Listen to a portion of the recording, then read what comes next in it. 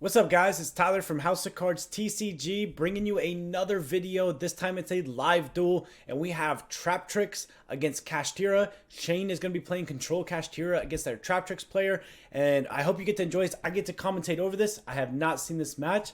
I was not even at this tournament. Shane uploaded the video, so I get to commentate over it and see it in real time, as well as you guys do as well. So if there's any comments, any suggestions, any misplays that you see, please comment down below. Let us know. If I missed something, please let me know so I can get better at these. And if you appreciate the live duels, because we did a poll and you guys said that you wanted to see more live duels, so we're hoping to bring that to you. If you liked our style and the way we're doing these, let us know. Make sure to subscribe. We're trying to get to 3,000 subscribers, so we appreciate all the support. Without further ado, let's get into our Kashtira versus Traptrix matchup. House of Cards TCG. All right, let's dive into this Traptrix versus Kashtira. Shane is on the right. Let's see who won the dice roll here. Starting off, it looks like Shane's thinking he opened up one of his traps, but he did open up with the Fenrir. That ultimate Fenrir looks amazing. We're gonna go Fenrir effect. Typically gonna grab Unicorn here, which is correct. That's what he is grabbing. So that's a tell sign that he probably has a way to birth, maybe. There is the birth. Speak of it, that allows him to normal summon the Kashtira Unicorn without tributing. Now he can use the Unicorn effect, which typically is going to grab himself a Theosis here because he already has the birth. He does grab the Theosis. Now, typically, Shane is playing the control variant, which includes a lot of hand traps and board breakers. So he's probably going to go with the Arise Heart pass with the set preparations, maybe a Big Bang. So let's see what, I didn't see what trap, it looked like Big Bang was in his hand. Let's see what he decides to do here. I was told that this is a really good game. I did not make this tournament. However, I was told, oh, Ash on the Theosis. That's a good Ash right there on that Theosis. It's going to allow him to look at his extra deck, and he's going to realize what his opponent is playing, and it is a Traptrix. Look at that extra deck. Imagine probably ripping Zeus here. Although, it's not a bad idea to rip Sarah, because obviously, even if they have 3, putting them down onto 2 Sarah when you go first is not bad, because if you can banish another one. He is, though, going to go ahead and take the Zeus out of the extra deck. So, with Fenrir and Unicorn on the board, if he doesn't have an extender here, he might be passing. Let's see what he's looking here. He's going to overlay, go for the Shangri-La. That's at least going to allow him to bring out a Fenrir on the standby phase. And then he's going to go ahead and go with the Scareclaw, banishing the Big Bang in his hand, bringing out the Scareclaw. Big Bang effect's then going to activate. And he is going to bring out a Fenrir. Alright, so now he is going to be able to go ahead and go with the Arise Heart. Maybe because he was stopped, he was planning on going with the Arise Heart line. But then because of the Ash on the Theosis, he decided to switch it up and now go for a Shangri-La Arise Heart play. Let's see what he decides. He might have a tell, because this tournament was hosted by Shane. He might have a tell on what his opponent's on, so he might know that if he goes to lock some of the back row, he could be ahead. Oh, we're going to see a double Shangri-La. And now he's going to take the 2 Shangri-Las? Is he going for a Utopic Draco here? That would actually be insane. No. I didn't even know he was playing this. We're going to see a Utopic Draco play. That's kind of insane, especially against Traptrix. So that was a really good combo by Shane. That is very cool to see. Now we're going to go ahead and see the Pot of Desires in his deck. Shane is on some stuff here, man. This is some crazy deck list. So we're going to see a Pot of Desires. Go ahead and banish 10, draw 2. And like I said, he is on, I believe, 14 going second cards. So the chances of him opening up a hand trap with that Pot of Desires is going to be pretty good. We're going to see the Fenrir come back. Obviously, off of the birth, this is going to have the Fenrir. So now the opponent has to deal with a Utopic Draco and a Fenrir, along with potential hand traps in hand through an Ash on the Theosis. And let's see what the opponent does here. So he goes ahead and draw phase, draws a card. We're going to see opening up with the Pot of Prosperity. Let's see what he banishes here. It's actually nice. The camera angle is really good here. We can actually see what our opponent's going to banish.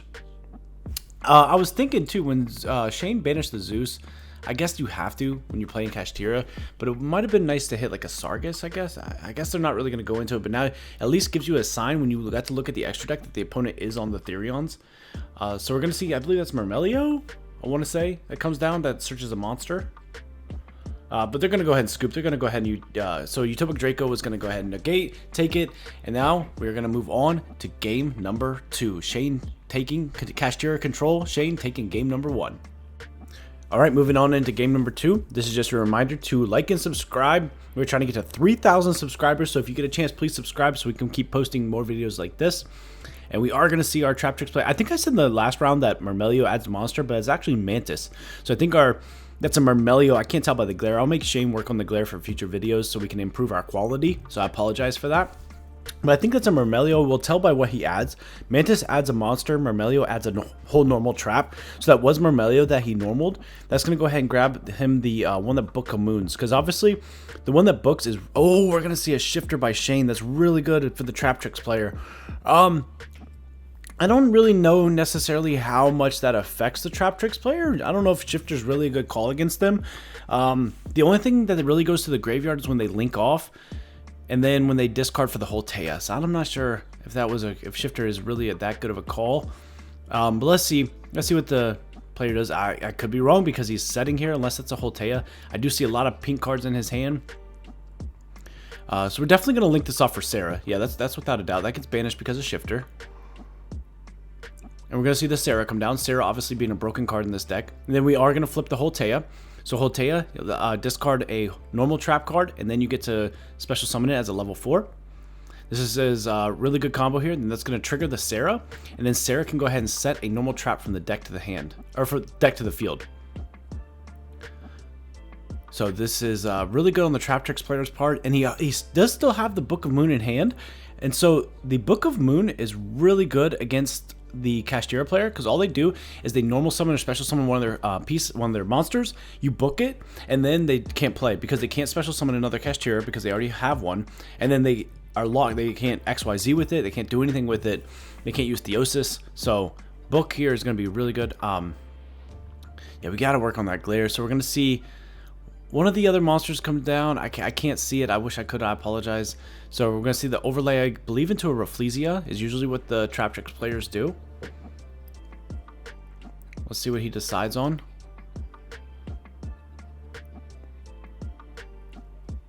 Traptrix players really thinking here. I think that is a Rafflesia. Or it could be the p.u.n.k. We'll tell. It actually looks like p.u.n.k. in Shane's hand. So p.u.n.k. obviously being able to add here. Usually you don't see the p.u.n.k. come down unless they have more extenders to go into the Rafflesia on top of it. So we are going to see the p.u.n.k. effect. It's going to add their Arachno-Kampa. Arachno-Kampa provides back row protection. So obviously this Traptrix player valued the back row over the Rafflesia here, which might be a good call against Kashtira. So we're going to see. I do see a Theosis in Shane's hand with a Rise Heart, and he has the Harpy Feather Duster. So if he shotguns that Harpy Feather Duster, he can chain Arachno-Kampa, and Arachno-Kampa will actually protect that back row. So very good call on that Traptrix player by not going for Rafflesia and instead getting Arachno-Kampa in his hand. You can tell it's a really good Traptrix player for being able to do that. We're going to see a Rise Heart come down first. So this could be a tell that there isn't another monster in Shane's hand. We are going to see one of the trap holes be able to activate. I believe this one just destroys the Arise Heart on summon. And it... Oh, this is the book. Okay, so we are going to book it. Really good here. Again, that just... Ideally, that just stops the Kashtira player. Now they can't really do anything. You can't Theosis target it. Birth does nothing. She already normal summon. You are going to see the Harpy. And we're going to chain the Arachno-Kampa. Arachno-Kampa is now going to go ahead and protect that. You know...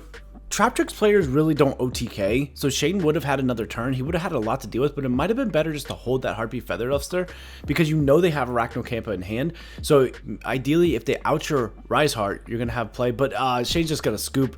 Once Traptrix get rolling, it's really hard to beat them, so really quick back and forth. Shane combo turn 1, that's going to be a scoop into a Traptrix player comboing round 2. That's getting turned into a scoop. So now we're going to go into actually a game 3. And we're going to see who's going to take it. I would imagine with our Kashtira player, Shane, going first. Alright, moving on into game number 3. Let's see what happens here. I was told, and I could tell by the length of what's left in this video, that game 3 was crazy. We're going to see a shotgun Lancia here. So we're going to go ahead and see the Traptrix player siding into Lancia, and they're going to go ahead and shotgun it. If Shane has a Pot of Prosperity, or we saw him on Desires, that's going to completely shut down. Let's see, we see a Crossout Designator. Oh, so that shuts down Crossout Designator too, because Shane probably doesn't play Lancia. Not a lot of people are putting Lancia in, so Lancia kind of just shutting him down there. We do see an Ash Blossom, but we're going to see a p.u.n.k come down. So what p.u.n.k does is on normal summon, it actually allows you to add the Traptrix field spell, which allows you to double normal summon Traptrix monsters. This is really good here for the Traptrix player, because getting the field spell into rotation is also going to protect his Traptrix monsters. Really good here. Really good start. So Shane's going to allow that. We do see an Ash Blossom, but I have to agree with Shane here on holding the Ash Blossom. I'm more worried already. You know you're not getting OTK'd, so I'm more worried about Sarah setting a card here. So we're going to see another normal summon, and it looks like we're going to see a Myrmelio come down. So that's going to add a normal trap. You might Ash this. This might be a good Ash. All right, so he's going to grab that Book of Moon. That Book of Moon already shut you down game 2, so you know that Book of Moon was going to get searched, so you probably go ahead and Ash that and just deal with the Sarah, and you hope that they don't have a way to hold Taya or another Traptrix monster, because he already used both of his normal summons and used 2 effects of his Traptrix monsters. So you have to assume that he doesn't have the extender. You Ash that, they go into Sarah. If they don't have a way to activate a Traptrix monster, then you can go ahead and if they don't have a way to activate a Traptrix monster, you don't have to worry about another one coming out and then having to deal with the hole being set. So I do think that ashing the Myrmelio right there would have been really good. I'm not sure exactly what happened here. Let's see. We're gonna see a Crossout Designator activated. I'm not sure what this is in response to. I guess we're about to find out. So he's gonna go ahead and banish Fenrir. Oh, so he's using Crossout Designator offensively to go ahead and banish the Fenrir to get it into a banished area. That way he can use a card like Birth that he may have in his hand to summon back. So that's a really good play there. I'm not sure why the Sarah came back though. I kind of missed that play there. I missed what happened there. Why we brought back the Sarah. So he's gonna go to battle phase. Maybe he just took it back and he allowed him to. You know, I'm not 100% sure. So we're gonna see an overlay of a Rafflesia effect, or is this p.u.n.k? It might be p.u.n.k. Let's see what happens here. So I'm trying to read it. It looks like it's gonna go ahead and be.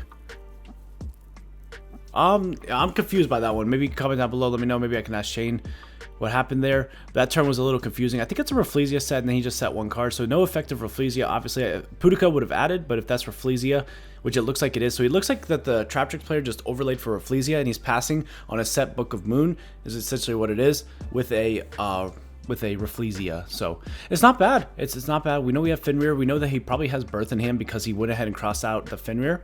We're going to see the Ogre come down. So the Ogre is going to be good.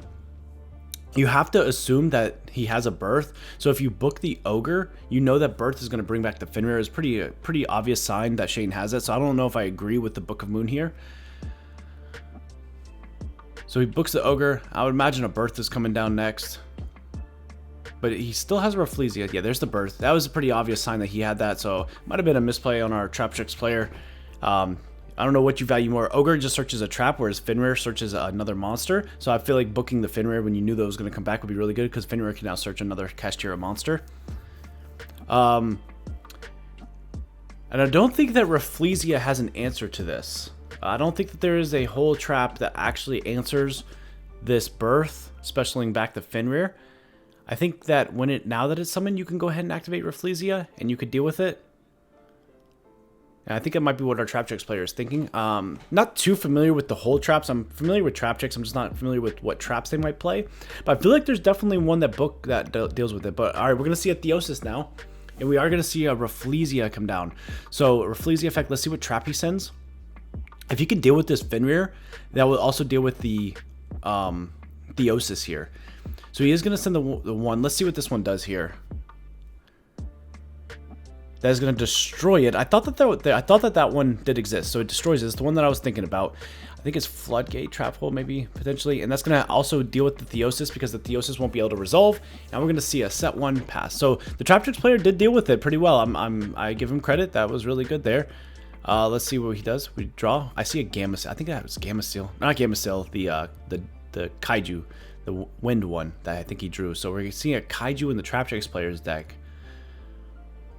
He could Kaiju over the Ogre.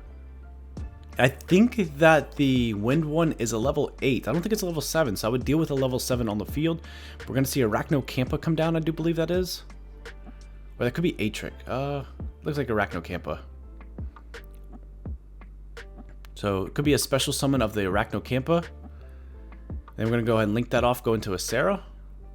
Or I guess that's going to go ahead and bring back the Myrmelio. So Myrmelio effect's going to go ahead and pop the Birth. This is really good because you have to out that Birth. The Birth is just a reoccurrence. And again, the problem with Traptrix is just not being able to close out the games.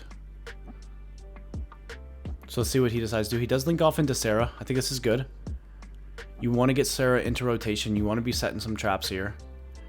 Now, if there's only a way to bring back a monster, is he going to pass on that? He is going to pass on that. Interesting. No way to hold Taya here. No way to access a Traptrix monster to activate an effect, even with a double normal summon of the field spell. So I'm not sure what's in hand here, but it could be just more board breakers and hand traps. He does still have that double normal summon, so that could have used an effect of a Traptrix monster to then search him to Haltea. Let's see what Shane decides to do here. He's going to flip over his Ogre. Oh, actually it can't, because that's what the normal trap, you can't actually flip it over. And that's another reason why that card's so broken against Kashtira. But we are going to see the field spell come down. This field spell is probably going to search him either a Fenrir or a Unicorn here. I think that you have to get to another Birth. I think that you just have to get Unicorn, because the Unicorn could get you Birth. Let's see what Shane's played this deck a lot more than me, so let's see what he decides to grab.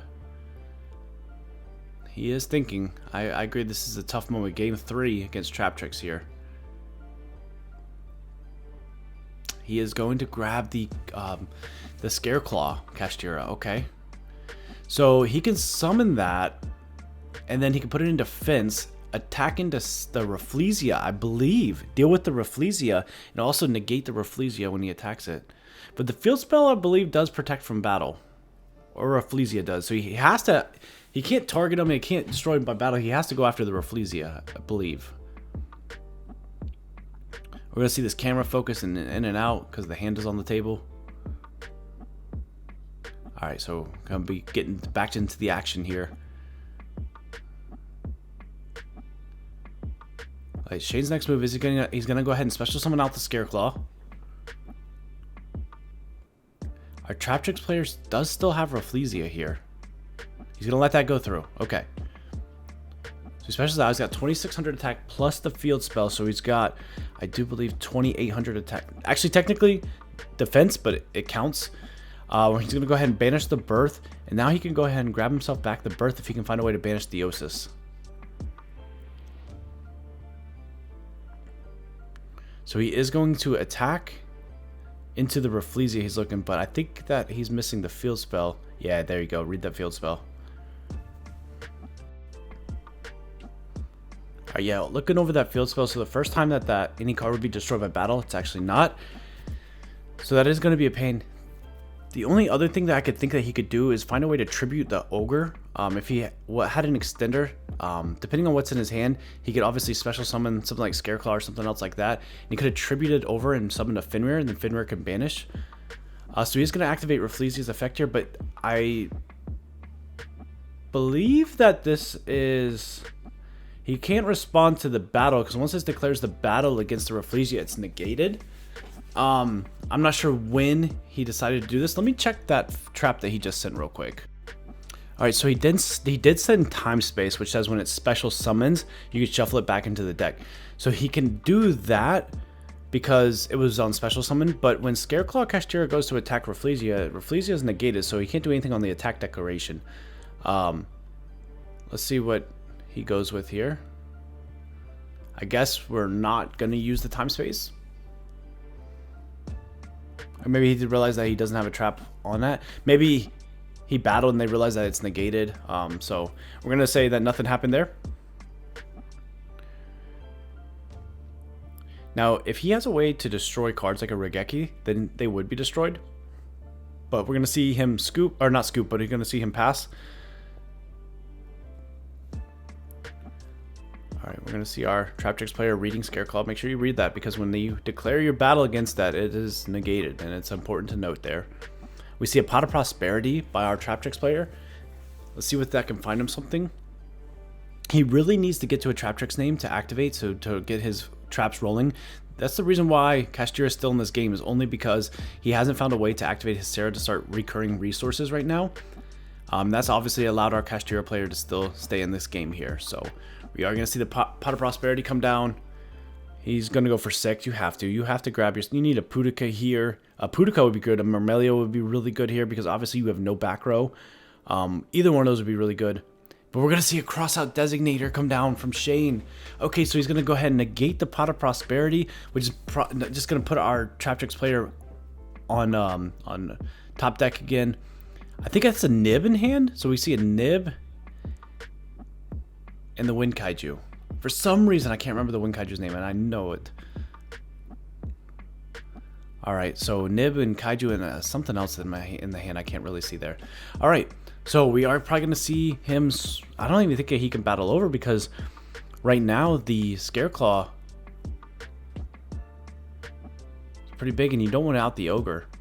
But Shane does have an opportunity right now to tribute summon. So if he can top deck a Unicorn, or if he can top deck a Fenrir top deck would be crazy. So we're going to see the Gamecill go over.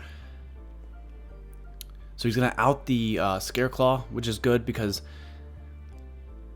But I wonder why the Wind Kaiju. It obviously has 2700 attack, I believe, and I don't think your Rafflesia can beat over it. So maybe playing Gamecill here would have been a lot better, so you can beat over it, so you're not leaving your opponent with 2 monsters. Because again, I foresee a tribute summon coming. But we're gonna go ahead and see the Myrmelio come back. Let me read Myrmelio real quick. Okay, so I follow now. I see what's happening. So the field spell has a secret effect that says you can banish a card you control and special summon one of your Traptrix monsters back. Following now, understanding what's going on. That makes sense what happened in earlier in this game. So we are going to see, is that another Sarah? So he's just trying to get some damage in. I believe that's another Sarah up in the extra monster zone. Again, sorry about the glare. We'll definitely work on that for future videos. But now Shane is going to go. He did deal with the Ogre, which is really good. You have to deal with the Ogre, because if not, like I said... But a Rise Heart right now would be really crazy. Bring down a Rise Heart. Okay, so he's gonna go ahead and battle into the Sarah.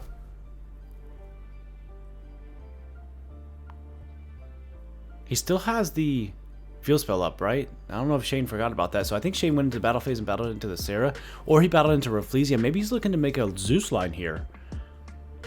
We still do have Rafflesia alive.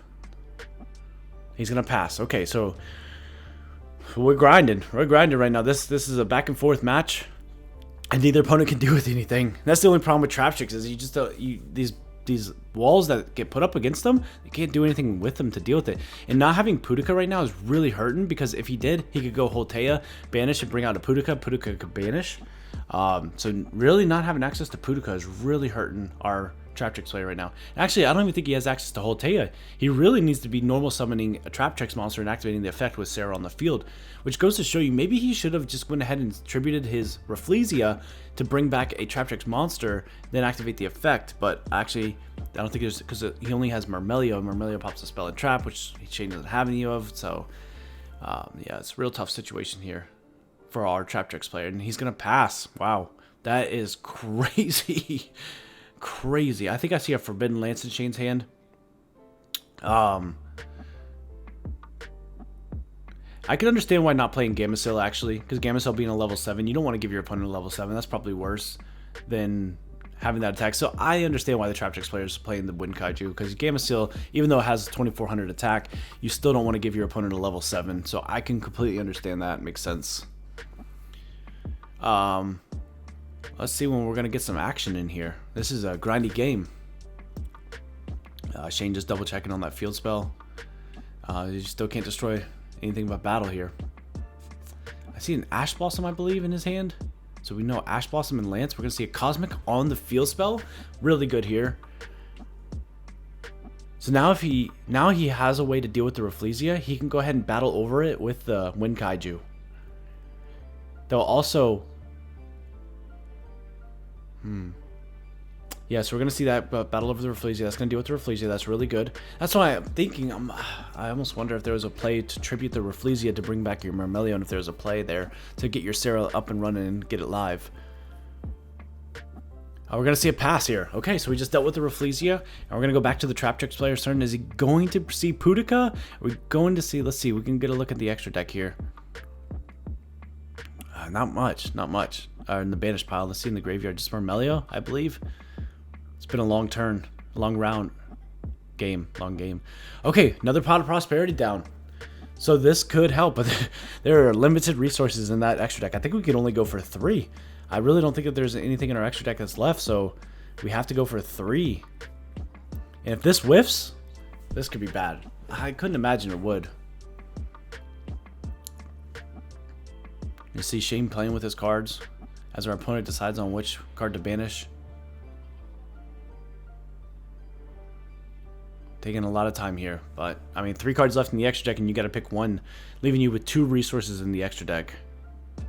So we're going to see the 3, okay. Now let's see what this Pot of Prosperity reveals. This would be awful if it reveals nothing here. Okay, so we see a name and then 2 hand traps. And Arachnocampa probably the worst one right now. The one that you don't even want to see because our opponent has Cosmic in.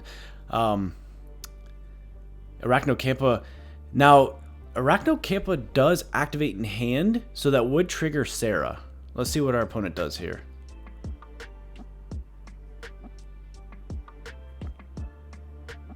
I think it's an evenly matched in his hand. So we know evenly matched in Nib now. We still are unsure on the other card. Yeah, Shane's just looking at his box and everything. Our Traptrix player taking a lot of time here. A lot of time. I might be calling him for something if it was actually timed here. Okay.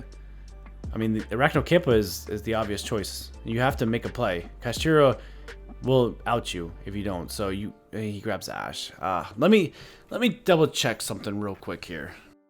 So Arachnocampa does activate. You have Sarah on the field. You activate Arachnocampa to summon. That will trigger Sarah. Then you could go ahead and grab yourself a Holtea. Then you could go ahead and flip Holtea, ditch the evenly matched, bring out the Rafflesia. I think that was a misplay on our Traptrix player. I don't know what's left in his extract. I know he only has 2 resources, but I think he should have grabbed the Arachnocampa here. Worst case scenario, you go ahead and set a whole trap, but I think that I would have grabbed the Arachnocampa there. Ash Blossom does nothing for you right now when your opponent's about to OTK you. So let's see what Shane can do here. See if he can actually make some plays. He has nothing to have to deal with except that they do have a Nib there. All right, we're gonna see a card come down. I'm not sure what that is, but is that p.u.n.k? So he did have access to p.u.n.k to banish. Okay. I'm not sure how he made that, and I can't see because of the glare, unfortunately. I imagine that's probably another Rafflesia that came down. So we're gonna see a battle phase. I apologize again, guys. I know that that's unfortunate for you, but we're gonna see that, and then a Zeus. So we're gonna go ahead and see Zeus come down, passing it over to Shane. I don't know if I would have. We know that our Kashtira player is on top deck. You dealt with the Wind Kaiju, but now you're opening up the field for a potential. So we see the field spell being able to grab any of the Kashtira monsters. I don't know if you need Zeus here or not, but okay, Ash coming in handy. I will say that. He definitely sees that coming in handy. I think that was a little like fist bump on the side there. Alright, we see a Doggeran in his hand, I believe. I think it's a Kaiju. A Kaiju over Zeus. Maybe he was trying to bait the Zeus. Let's see what Shane ended up doing. Alright, we're going to see a Unicorn hit. Okay, so Unicorn hitting is really good here. He did already have it in hand. He was just waiting for the opportunity to summon it. I think you Zeus. You have to Zeus. You don't want that to resolve. If that resolves, then they grab Birth.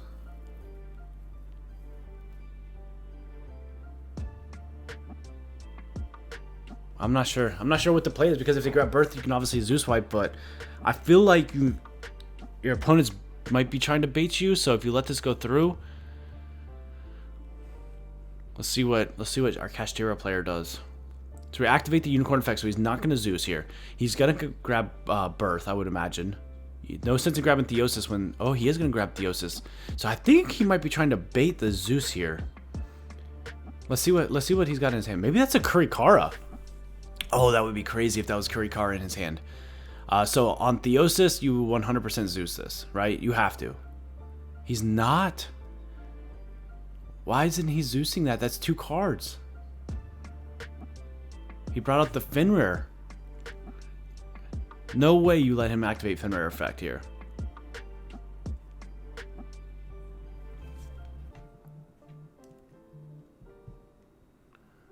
Alright, let's see. I think our Traptrix player is thinking.